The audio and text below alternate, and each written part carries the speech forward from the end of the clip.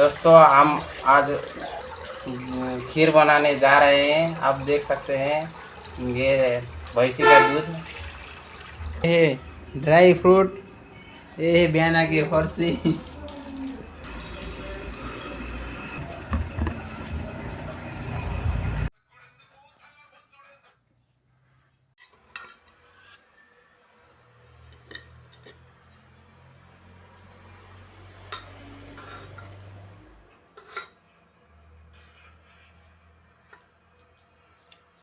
हाथैले निकाले पूरा।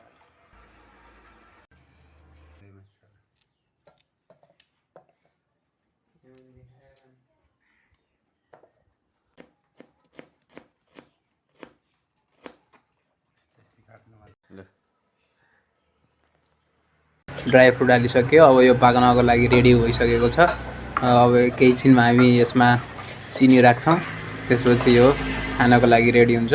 उता हाम्रो सागरले अचार रेडी गराउँदैछन्। अचार अब यहाँ धान्न मात्र बाँकी है गाइस। हामीले आज 120 रुपियाँको काक्ती ल्याएर आइयो। राम्रो राम्रो काक्ती बग गऱ्यो। अब भइसकेको सङ्केत हो। तपाईँले त हेर्न सक्नुहुन्छ यो छेउछाउ छोडेको छ हल्का, अनि यो माथि माथि आज जस्तो गरेको छ। यो भनेको पाकेको सङ्केत हो। यो 1 बसेर हुन्छ नि यसलाई।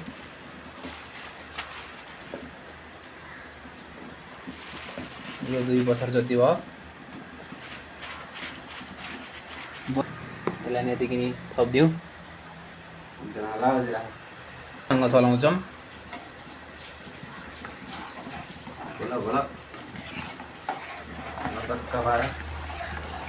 हेर्दाखेरि खाउँ जस्तो देखिया।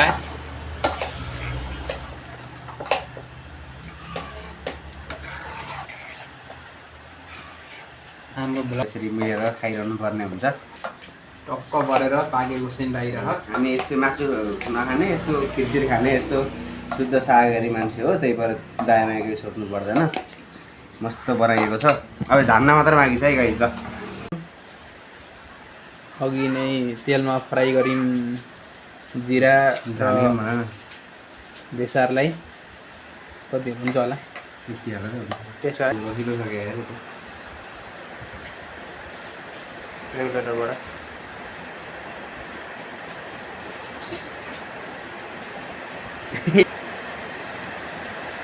यस्तो राख्छ।